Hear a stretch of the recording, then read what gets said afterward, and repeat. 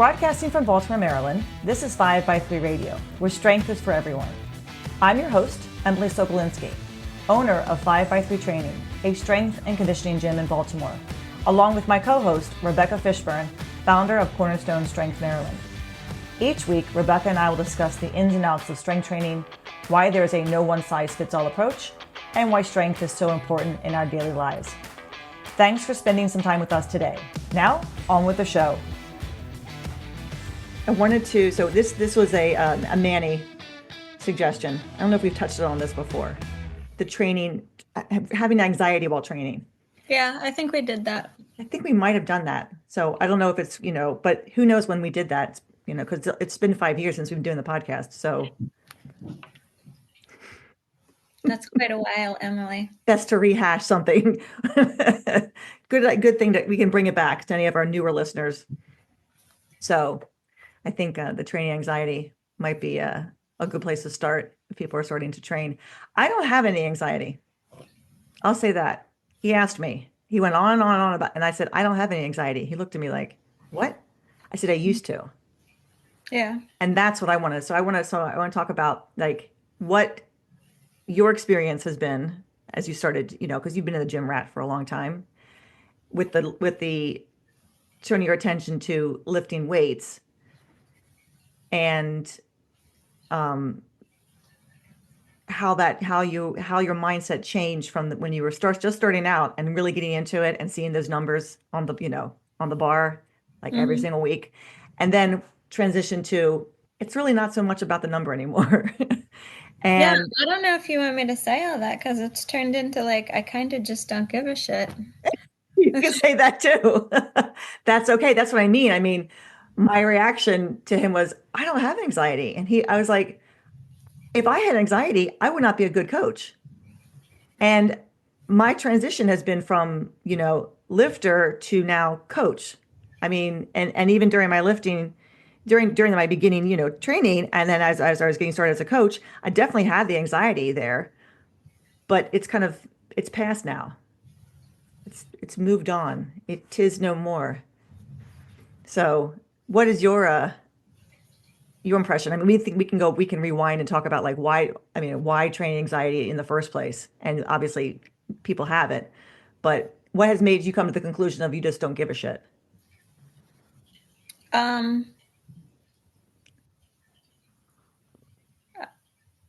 don't know. Like I got to a tipping point with meets and anxiety around those that I just realized was not tenable for me. I couldn't do that. And so then it was just like, okay, well, I'm going to go in and train. But I mean, like the net result, Emily, is that like I have lighter lifts on everything. Right. So that's not, I don't know. Do we want to talk about that? I don't think so. What about lighter lifts? Yeah. Like that's not the progressive overload model. That's not the.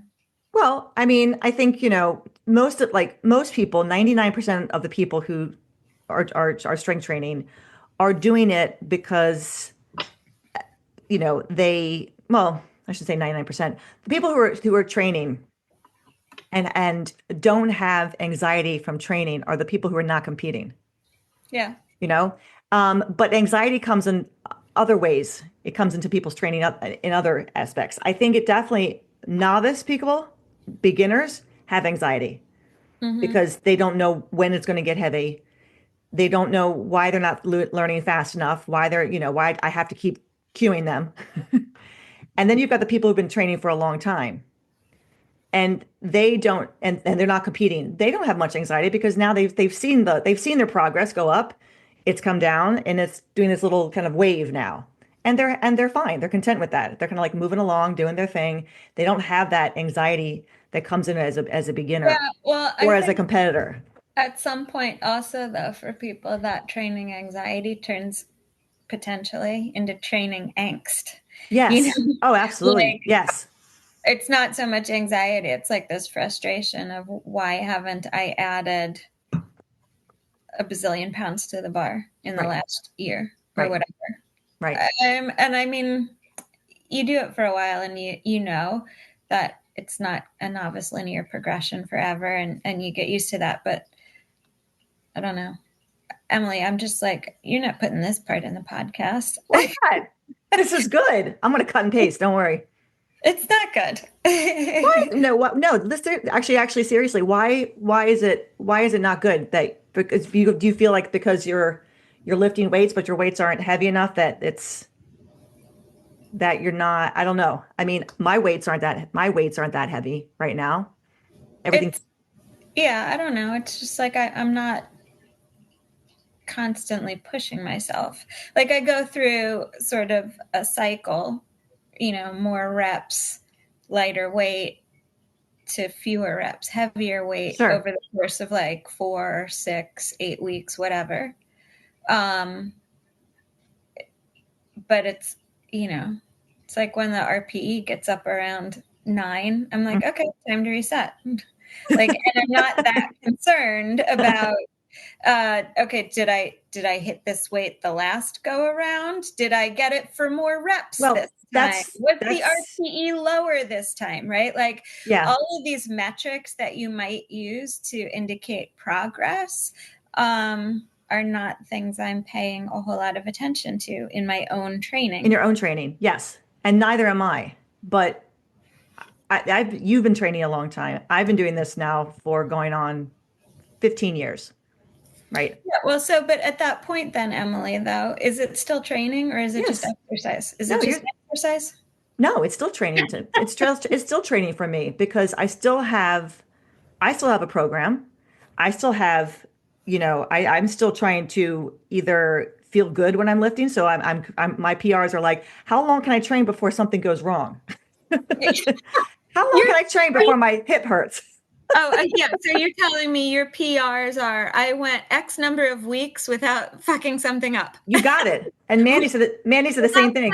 tendonitis. Mandy said the same thing. He goes, that squat. He goes, hey, you know what? It wasn't the best, but I didn't hurt myself. I was like, see, exactly. So I having this conversation with him, right? So of course, all of you know Manny, he's our power lifter, 76, and he's going to keep competing. He's trying to find his training for fun and competing because he enjoys it, as opposed to killing himself and obsessing about every little thing before he gets to the meet, right? Which he's So done. yeah, So we were talking about, because he's like, you know what I mean? You know the anxiety I'm talking about. And I said, actually, I don't know what you're talking about.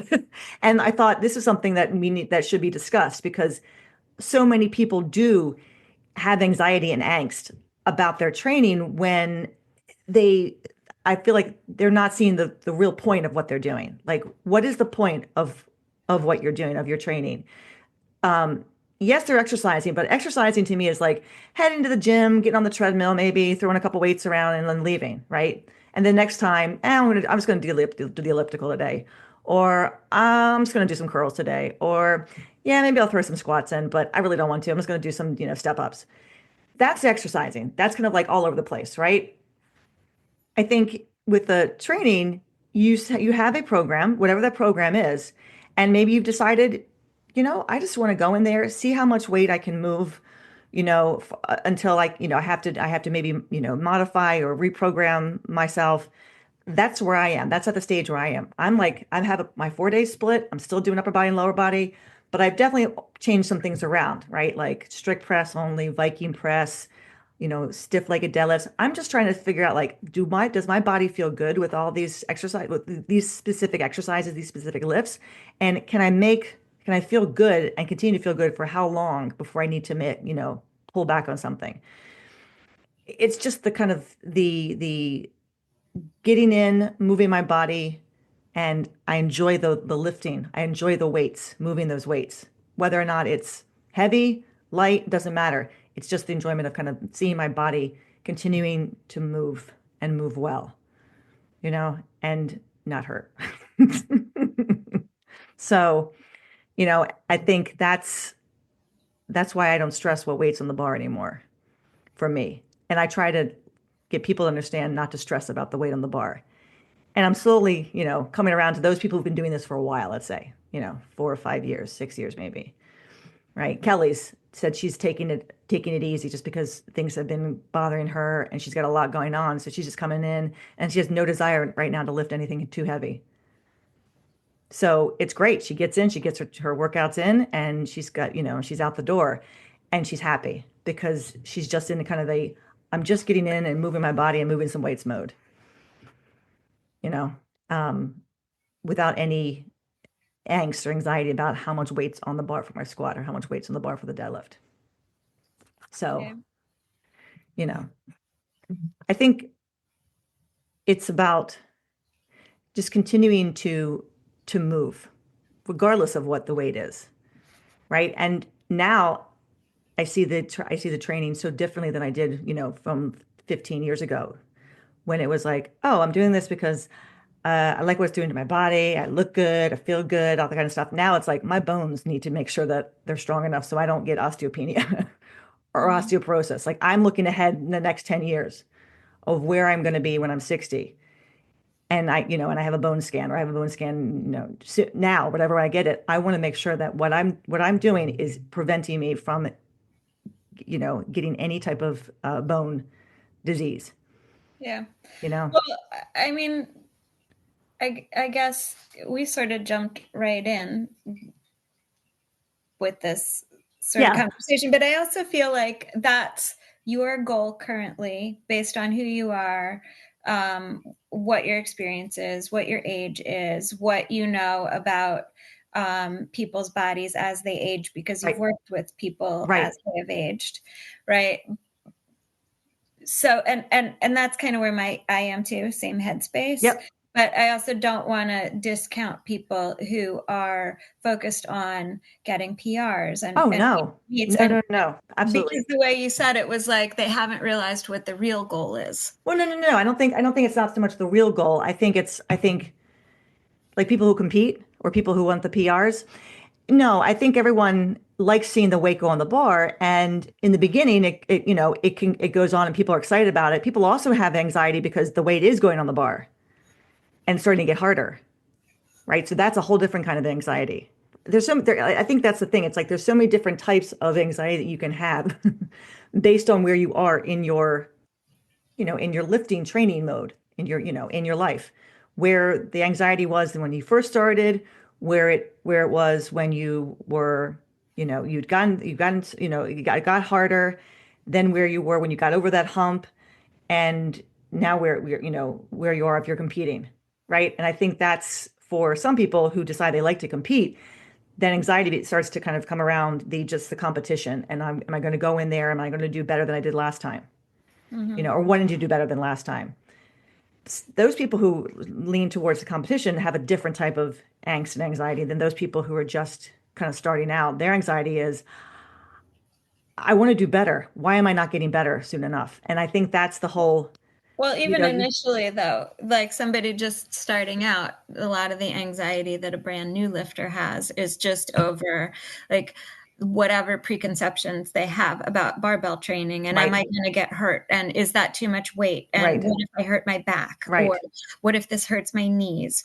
Or that sort of thing. And so as they continue and the more they train, the more they realize they're, like you're always saying, your back isn't made of glass. Like you can do heavy things, you can mm-hmm, lift heavy things, you can mm-hmm, do hard things. So there's a little bit of that, I think, for rank novices in the beginning, people who haven't ever done anything with the right, barbell, especially if they're older. right, Because if you're older and you tweak something, it can take a significant amount of time longer to recover from that. And people know their bodies by the time they're 60, 70, coming and saying, okay, I want to do this, but they want to be more cautious. It's a different right, kind of anxiety at right, that point for right. different reasons. Right. That's why I said there are branches to that. There are Yeah. branches wherever you are in the moment, where you are in your training, whether you just started, it's been a year or it's been 10 years, right? And I find that my clients who have been with me longer definitely have less anxiety, you know. And even those who decide to compete, they're I never get the feeling that the lifting is making them crazy outside the gym. those who have that type of Wait, did you personality. not talk to me when I was competing? No, What the that's what I what? mean. Those who have a different kind of personality, like you, like Manny, they do get anxious. They do get worked up, and they do get, so focused on Well, I that. even before training, like I mean, even before competing, just with training initially, like okay, so there's a little bit of just fear of something new or different, right? That somebody might experience, but like as I was going through my linear progression, and each week it's like, oh, add 5 pounds, I'm 5 pounds stronger, like every Right. training session, oh, that's so exciting. And then sometimes there's like anxiety over, well, for women, like putting big plates on. Like I would make 155 on the bar using tiny plates for the longest time. It was like a Right. tapas bar, all these small plates, because putting that big 45 on there kind of scared me, right? Right. And so for the squat in particular, didn't want those big plates on there. That took me a while to get over that mental hurdle. But then I had 20 minutes driving from my house up to the gym in Right. Baltimore, and like my heart would be thumping and palms a little sweaty if I'm thinking about it. And it was deadlift that I mostly cared about. Mm-hmm. Okay, today's going to be heavy deadlift. And just like getting worked up just in the training based on my own expectation of Right. what I thought I should be able to do on Right. any given day, because that was the program. The program was add 5 pounds, but it's getting heavy. It was heavy the last time. What if I can't do this? Right. And like the expectation I had of myself prevented me from enjoying the training. Yeah. Yes.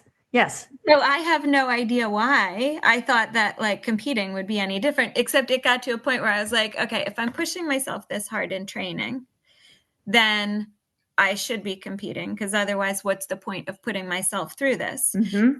So then I started, competing in some meets. And the first meet was just fun. Like, okay, I didn't have expectations of a meet Right. because it was a different environment. There's an audience. I don't know how I'm going to react. The first meet is just for fun. The first meet, you're usually doing lifts that you're going to get all green lights on. Like Right. you're going to get all 9 lifts. And so even your third weight is going to be one that you probably have already done in training. So you're not, branching out into new territory that way. Right. It's just a new environment, and the experience and the adrenaline and the pace of the meet that you're getting used to. And it was super fun because everybody was so supportive and everybody was so positive. So then I went back and did another one because everybody was so friendly and I wanted to, like hang out with these nice people. That's when I started having expectations of what I should do. Mm-hmm. And that's when it Mm-hmm. started getting more stressful. Mm-hmm. Mm-hmm. It's it's that. It's though they're probably people who can compete and they do it for fun, and they're lifting the same weights that they always lift, maybe a little bit more, but most competitive people are always trying to push themselves and make themselves do more and do Yeah. better. I mean, people who do it competitively, people who do it even professionally. Um, and but I think I started to find a shift in my own training, and I don't know when that shift occurred, which was I don't really care what's on the bar right now. I'm grateful that I can do this. And I think that's where my mental state is right now, which is I'm so happy that I can squat and deadlift and bench and press, because there definitely have been times where I haven't been able to do all 4 lifts, right? Where Mm-hmm. I've been injured, or something's flared up or whatever it is, and to be able to just to string together, training and lifting with and enjoying the process and being there and feeling everything kind of starting to kind of come together, and noticing the changes in my own body, noticing the changes in my strength, noticing the changes, outside the gym, like when I went to get the propane tank down to Royal Farms, which is like just based down the street, because I ran out of propane. I carried it back, a little suitcase carry, and it felt so much lighter than it felt maybe the last time I grabbed a propane, tank, a full tank. And I noticed that. I was like, that felt a lot easier. And humping up a hill with it, putting it under, getting it under the grill, hooking it up. Like just that feeling of like I am able to do these things. And sure, I could do them before, but I do them better, or I feel better doing them, and I'm older. So that's the mindset that I have found myself in, which is I definitely enjoy doing this. There's nothing else in the world that I would want to do. You couldn't get me to take a yoga class. You couldn't get me to take an Orange Theory class. You couldn't pry me away from my bar. I mean, I use plenty of dumbbells and kettlebells as well, but there's just something about this type of work that makes me feel great, right? And the number on the bar is just the number on the bar. It's just how much I'm doing that day. And it can go up and it can go down. But all I know is I want to head into my later years still feeling good and feeling accomplished, that I'm able to continue to move and move well. And I'm still working, on that. So that anxiety that was maybe there in the beginning has definitely shifted. And I'm trying to help people kind of navigate their own anxiety at the gym, right? People are like looking and going, oh, I'm so pathetic. I'm only pressing this much. I used to be able to press such and such. I said, you have to get out of that mindset. Who cares about the used to? This is where you are now. Are you doing it better? Are you finished? Or do you feel different when you do it? I mean, there are all these things. PRs come in kind of all sorts of ways, right? Physically, it just feels better. Mentally, you feel better. You're putting out more reps than you did the last time around. Regardless of where that heavy weight was in the past, you may never get to that same weight again, or maybe you will, but is there a reason why that number is there anyway? Like this arbitrary number that we have to be able to do. Like I should be able to deadlift 275. I don't. I can't. I've gotten close, but that's me. Do I just quit deadlifting? No, I still deadlift. I still move the weight and it feels better and better. Like every time I do it, it's just a little bit different. I'm focusing on something differently. Um, so that's that's my that's my place. But I think it's a good place because as a coach, if I had anxiety and my clients have anxiety, it's going to be rough coaching them, because I don't want that to feed off on them, you know. Um, and but that's gonna be tricky for some people, who may still be, really focused on the number, the number, the number. And I used to be able to do this. Why can't I do this now? I can't do a lot of things. I can't get my leg up like in an arabesque like I used to. How many Mhm. years ago? I don't care. I can't get my head between my legs anymore like I used to. I don't care. You know. So why am I going to worry about things that I used to do when things I'm doing now feel just as good? And I don't need to do certain things that I could do in the past because I'm not dancing. I'm not doing ballet. I'm not, so why? Um, yeah. I mean, that's at least where my no anxiety comes into play. I have anxiety for other things, just not for my lifting. Yeah. Just not for my lifting. But it is hard if you decide that you want to compete and you get into that competing mode because then you're looking at other people. Yeah, well, but I mean also like competing in a meet just as anxiety provoking can be competing against your own Sure. PRs in training Sure. without ever having registered for a meet. Sure. Um, so yeah, I don't know. Some people are definitely more competitive than I am. That was not a fun headspace for me to inhabit. So Yeah. Yeah. I had to sort of figure out a different relationship with barbell training also, and a different Hmm. Hmm. and I don't know. It's a little bit of medicine. It's not like I'm not in there going like, "Oh, I love this." It's sort of this is what I do to keep bone density and muscle mass. Right. And that's not sexy. That doesn't necessarily sell, but it sells to older people. It Right. sells and So, it I sells mean, to older women and it sells to me. And yeah, but I so push that narrative now. when you're thinking about like how do you reframe your relationship with training so that Right. it's not anxiety provoking, so that it is not so focused on your performance on any given day or at any given meet, and if you happen to be a person who has training anxiety, that is a much easier sell to somebody who's older and understands what an aging, aching body can feel like. But for someone who's in their 30s and stressed out from work and Yes, a young family or travel or whatever it is that they've got on their plate that is interfering with their training, that's a that's maybe a different mental puzzle to absolutely. solve. Yeah, and it's interesting that Manny, I mean, he's, he talks about having anxiety for many things, and I know that about him. He has it because he started competing. He didn't have it in the Mhm. beginning. In the beginning, he didn't know what he was doing, right? But then he started to compete. He started really going down that rabbit hole of looking up people and reading about people's experiences lifting. So I put him in a whole different category. The other people who come, to my gym, the ones who are most anxiety and angst prone are my ladies, are my women. My guys don't come in and are like, and don't get too upset over the lifts. Well, actually, with the exception of maybe two that I know. Well, but he's actually doing much better about the anxiety of his lifting, his not ego lifting, but just, trying to push the envelope with himself when he needs to back off.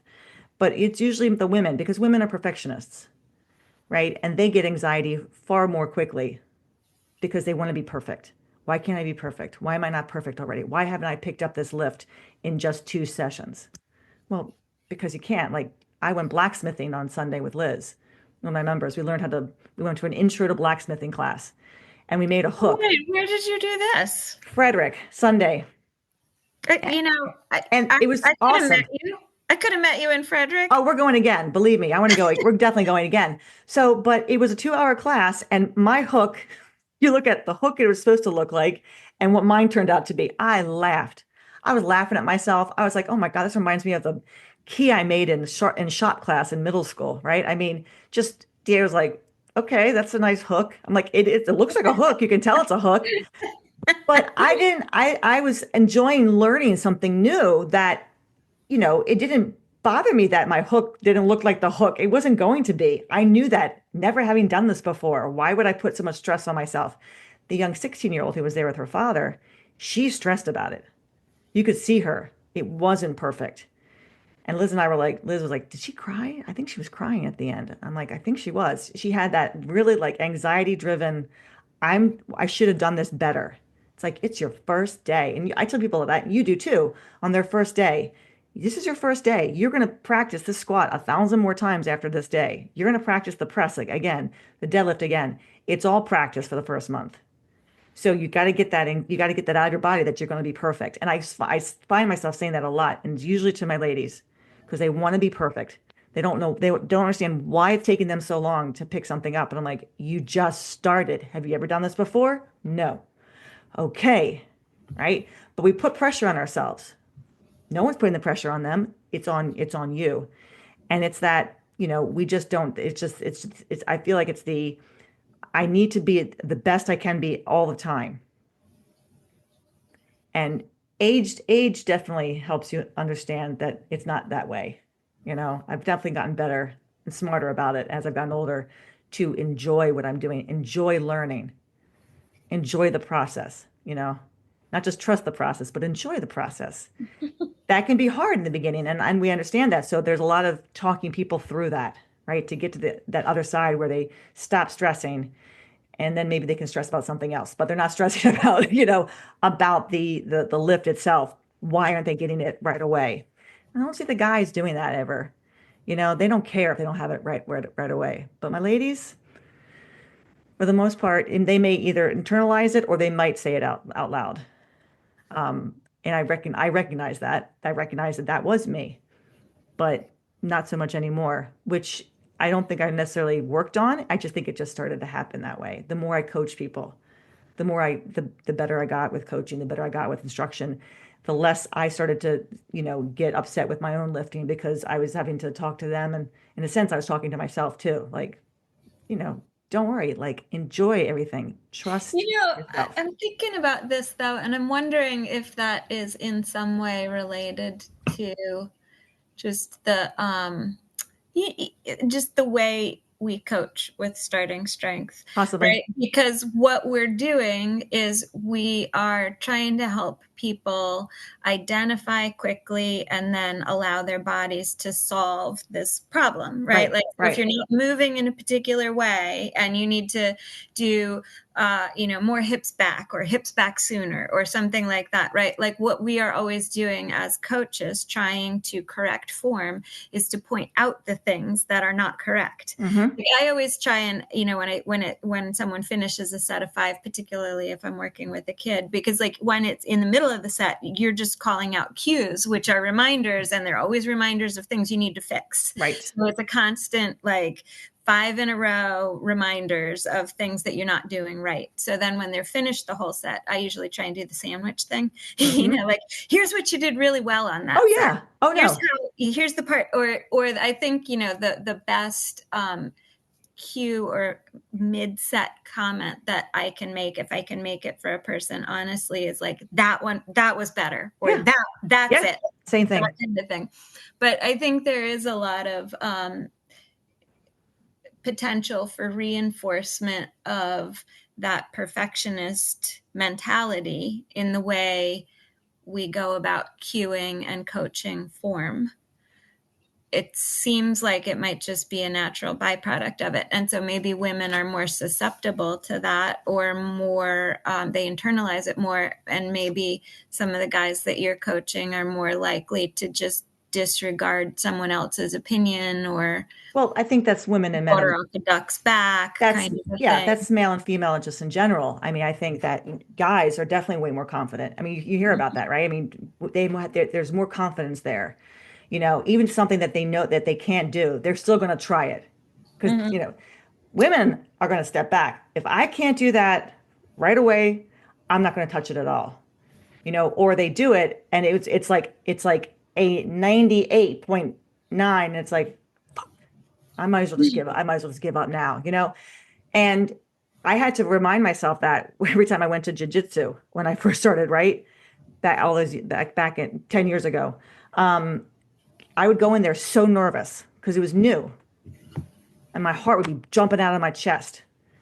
And then I get there and I'd relax and everything was fine. But the anticipation of getting there and like, oh my God, I'm not going to be able to get this today. And I'm going to roll with somebody and I'm going to just, I don't even know why I even bother to go because I'm so bad.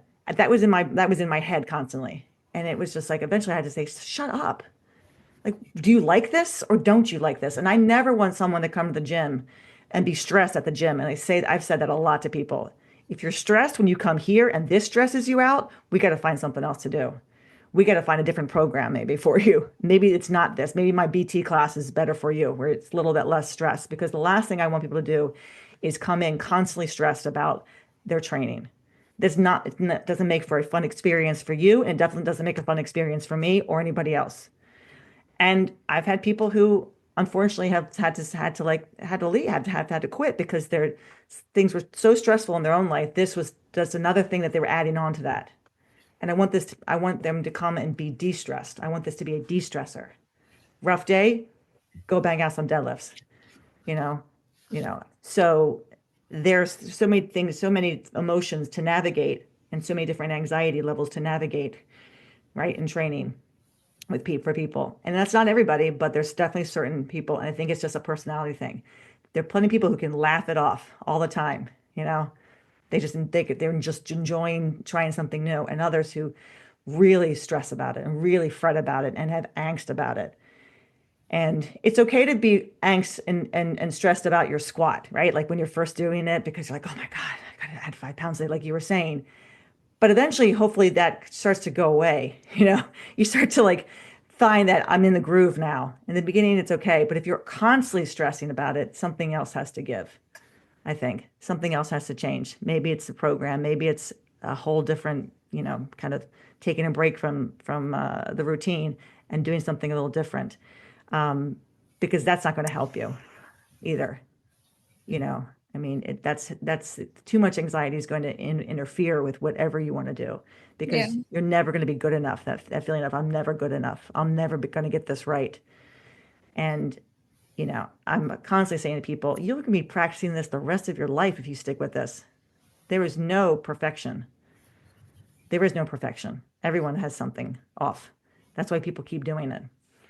Um, but it is it definitely is a thing, and people get anxious for all sorts of reasons, and I think just sometimes people who are just anxious to begin with, this kind of plays a part in their training.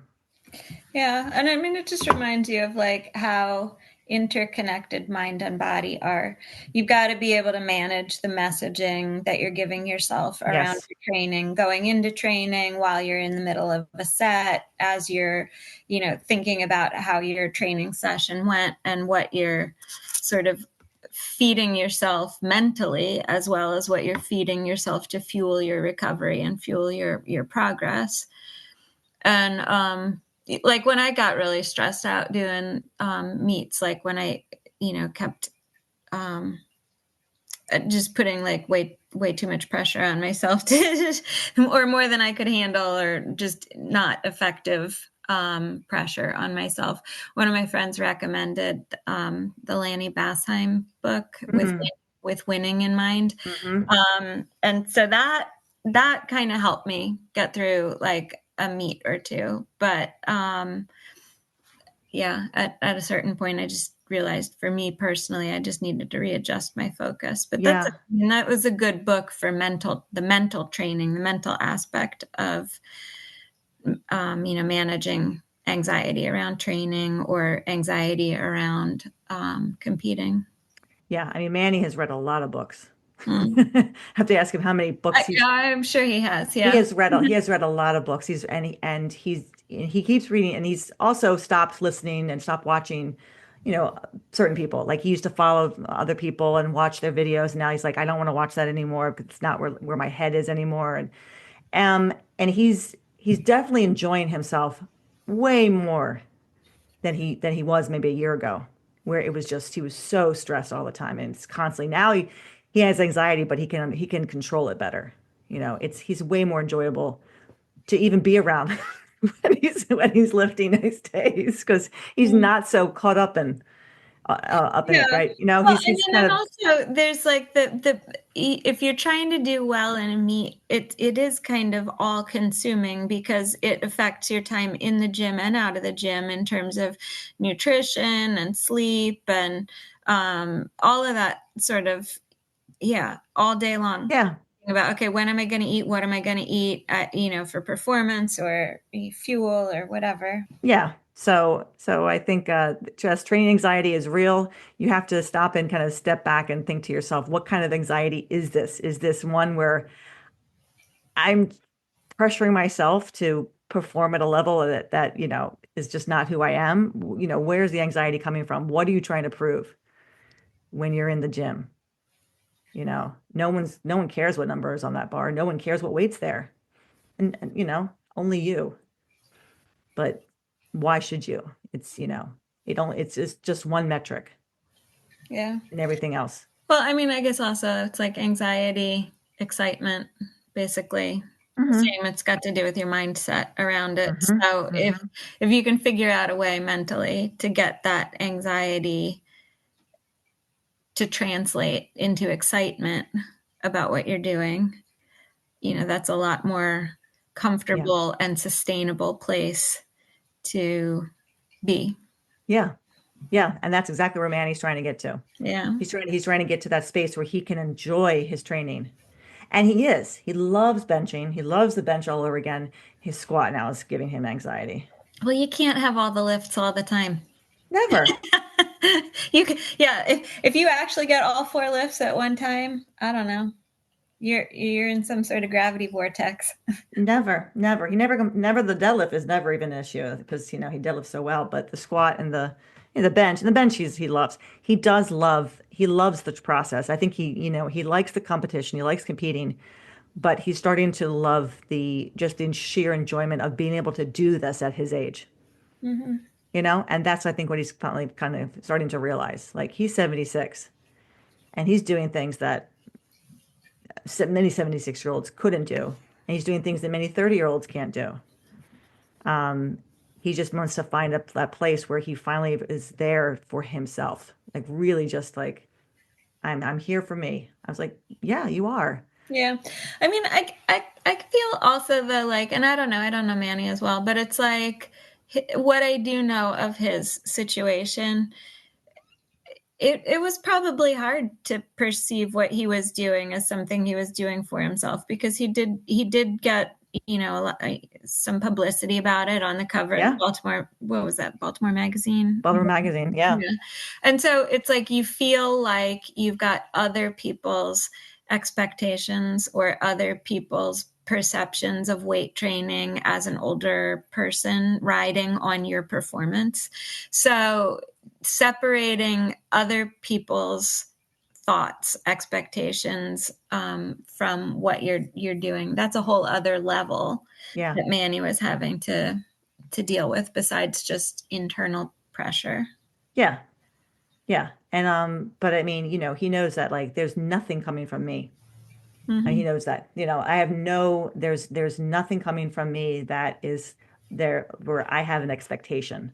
I don't have I don't have expectations of any of my clients. Like the only thing I expect them to do is continue to Show up. show up. Yeah, continue to show up, and and enjoy what they're doing, and hopefully see the progress they're making in their own lives. Just see the changes, the difference in how they move, and how what they're capable of doing now, and how much easier things are to carry, and how much easier things are to, it's easier to get down the floor and get up. I can play with my grandchildren better. I can, go for longer runs.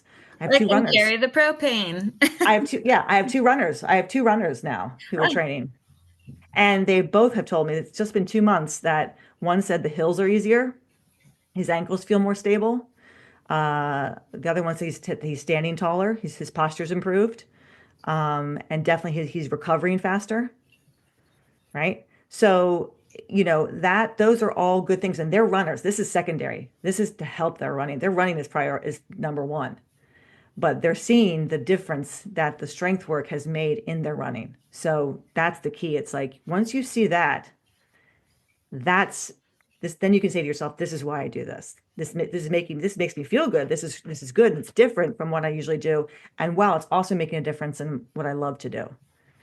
So, those are the expectations I have. People always ask me, well, how much weight should I? Like, I have no idea how much weight you should be lifting. I don't care. I care about, like Diego says, right? I care about what you're doing, a year from now, not what you're doing next week. This is something I'd hope people want to continue to stick with for as long as they can.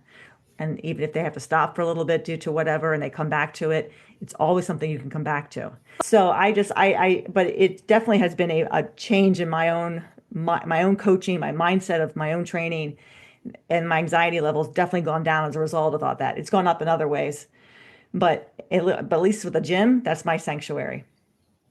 It is. It's a place where I know I can be, and I'm in control, and you know, I hopefully everything, it's going to be hard, but it's going to feel good. Um, and then I have more time to, be anxious about other things. Yeah. Okay. So, Alrighty yeah, then. yeah.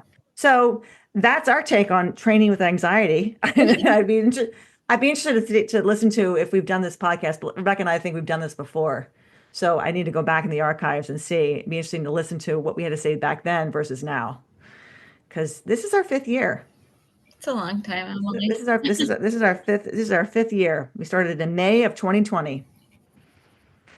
May of 2020, and we're still, moving along. So those of you who are listening and have been listening for a while, thank you so much for joining us as we as we as we just talk and talk and talk. Because this is what we used to do on Tuesdays.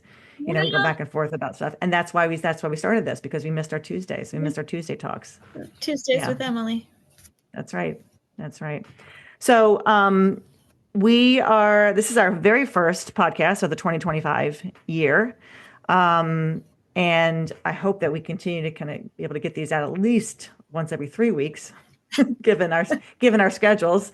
They might be monthly podcasts as opposed to biweekly or tri-weekly podcasts. But I will say that this coming weekend, this Saturday, the Strongwoman contest opens for registration. So we are coming up to our 14th year, Holy moly. the Charm City Strongwoman contest. So that is on June 8th, 2025. And registration begins this Saturday, February 8th. We won't start fundraising until probably May. That's when we kind of start our big fundraising campaign. But you can always contact me for more information about making a donation if you want to start thinking about that now, at Emily at 5by3.com. But we will have a blog post up, and we'll have a link to the website, to Almond, where you can make your donation, but not till like end of April, beginning of May. We'll start that up. And if you're interested in competing, if those who are listening do Strongwoman or interested in getting into Strongwoman, it's a great intro competition to do, because a lot of women do it just for fun.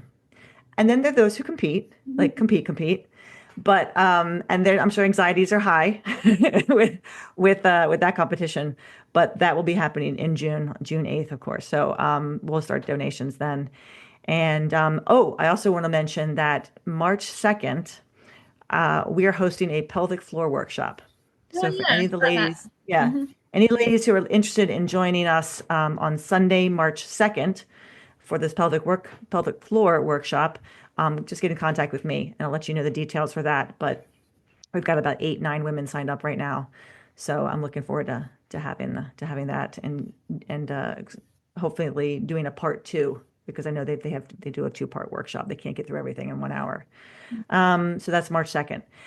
If you've got any questions for us, always feel free to email me, again, Emily at 5by3.com, or you can also email Rebecca at cornerstonestrengthmaryland@gmail.com. We thank you for coming back and joining us today.